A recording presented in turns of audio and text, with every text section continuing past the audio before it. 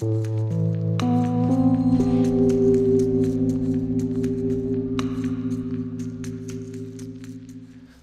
back, everybody. If you've been following along on our first two episodes, we bought this Mark 6 Golf R from Copart Auctions, cheap as we could get it, as a rollover, as a project that we want to first off have a cheap Golf R to enjoy, but then in the end kind of chop it apart and make it into a go-kart that's street legal. Episode 2, we were able to fix this up and we got it to pass the salvage inspection. So now we have a street legal Mark 6 Golf R that we're enjoying. Been driving for a couple weeks now. It's proven itself reliable. And now it's time to do some fun stuff and a few maintenance items. So things we're gonna do today: check the brakes. We're gonna install a high pressure fuel pump cam follower. We don't know the history on that. We wanna make sure we start off good on that. We have Unitronic sent us a tune. We're gonna do a stage 2 tune for now. Maybe we'll upgrade the fuel pump later. They also sent us a giant intercooler that's already bolted in the car. We are going to upgrade our gauge situation with 2 of our multi-gauges. Right now this has just standard needle gauge in it, but ours does quite a bit more, so we'll go over that in detail a little bit later on. And we are also working with ECS Tuning. They sent us their brand new valved Mark 6 Golf R exhaust, so we can run this quiet and loud. And right now it has a factory flat, but you can't really tell the difference. So this should be a huge level change in volume. And our last mod that we're gonna start with is a set of wheels from 1552. Now, back about a year ago, the beginning of 2020, they sent us this set of wheels for our Eurovan coupe that we were working on. It's on the back burner, but it'll be coming up later this year. But let's get started by bolting these wheels on. And they look sweet. They're a set of Turbo Max 18 by 8.5. They're a 45 ET, and they bolt right up to this and look great with our kind of black sheep ugly theme, except the wheels aren't ugly at all. So let's get started.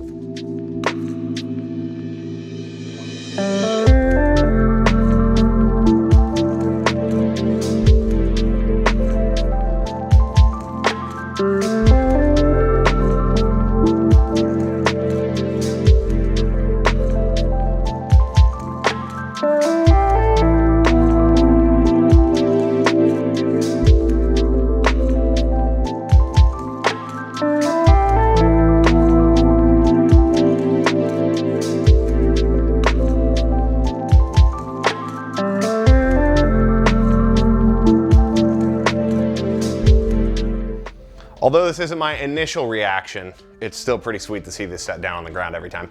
Still a new car. We're only a couple weeks into it, so it's really exciting to see this stuff. I will say, before this video, we already had these wheels on. Took them off, put them on for the video, but it looks sweet. And Derek, if you're watching, we know it needs a huge can of wheel gap delete. Everybody probably agrees with you, including us, but it is straight as an arrow right now. Our alignment's perfect. The wheels and tires are nicely balanced. Wookiees is next week. So we're gonna leave it for now and do the suspension drop on a different video. So let's keep moving forward and do our next mod. Being a gauge company, gauges are pretty important to us, so that's the next mod we're gonna tackle here. When we got this car, it had a standard needle gauge setup in it, which is pretty nice as far as needle gauges go. It's kind of integrated into the vent. You lose the control of the vent, although there still is airflow, but it's just a standard boost gauge. You're just reading boost and vacuum with this without peak recall. Our gauges add a lot of different features, such as code reading and clearing, performance timers. You get a lot of OBD2 functionality, and we're partial to the design anyways. So we want to get this out, and we're going to install one of our V3 OBD2 gauges, and that's what we're going to tackle next.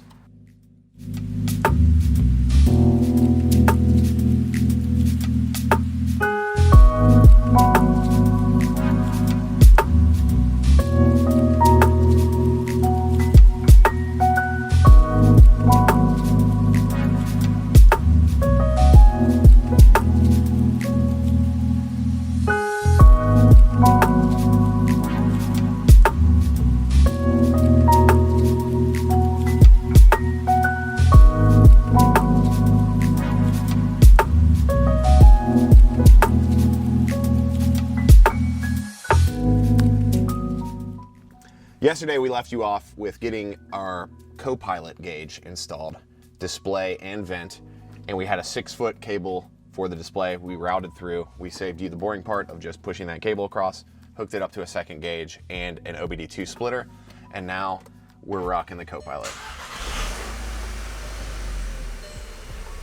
So just the same as our normal driver's side, we can scroll through all the features. We got speed, battery voltage, RPM with a shift light, intake air temp, exhaust gas temp, ignition timing, throttle angle, air fuel ratio, 0 to 60 timer, boost.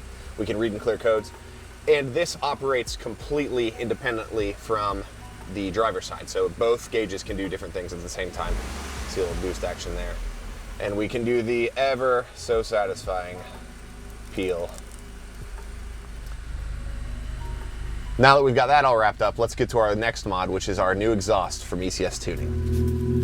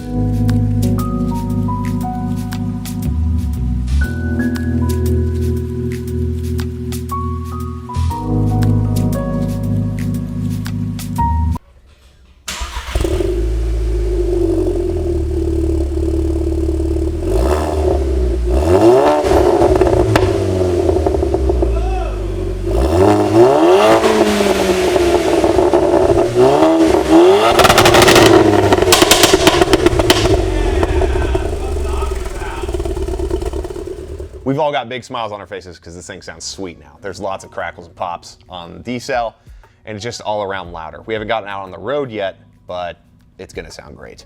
The valve at idle actually is wide open. So at idle, you've got essentially a straight pipe system. And the thing I like about this system over the factory system is the factory system has a valve just on one side. So when you're loud, that side's open, it can kind of flow through both. When it closes, it's only coming out the other one. This system has one valve actually that's operating both of these equally, so you'll have even exhaust flow out both. It's kind of a weird OCD thing, but it means something to me. I really like it. The install on this thing was super straightforward, and I know a lot of people say that, but this is a true bolt-on. They give you all the adapters you need if you've got an OEM exhaust, or like we have a larger mid-pipe and cat, downpipe, all that stuff. So they give you everything you need for this to bolt right in.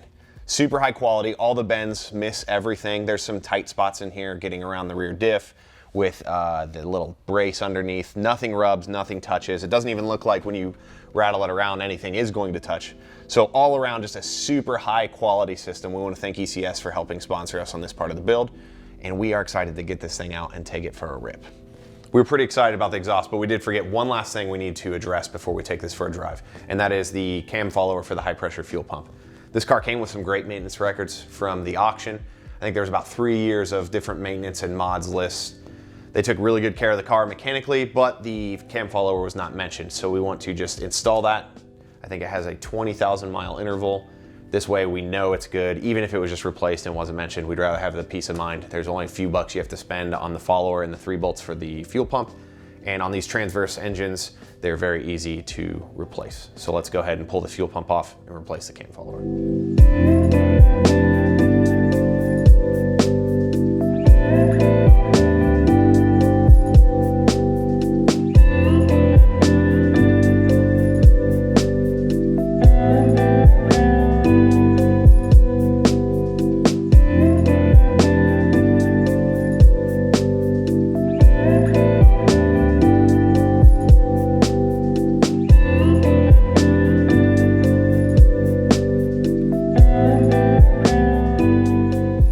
Next up, we have a tune from Unitronic that we're going to flash into the car. They were kind enough to provide us with a tune for this car, as well as the big intercooler we installed earlier. Setting up a tune is extremely simple. Once you purchase the tune, they'll send you this cable that all you have to do is plug it into your OBD2 port.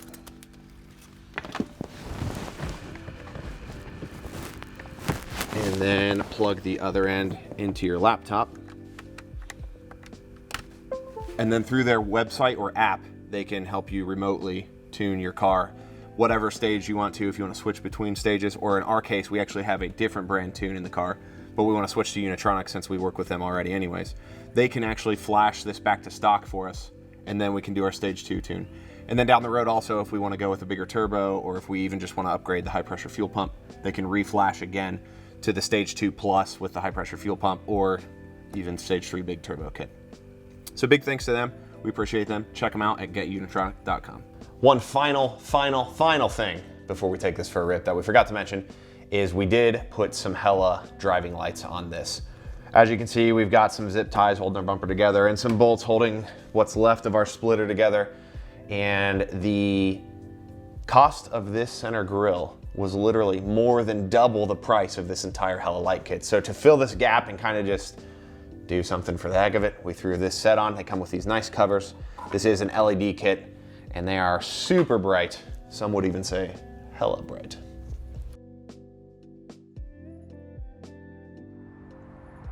Here she is, all buttoned up and in her glory. We're embracing the carnage. This has been a really fun build. Let's go take it for a drive.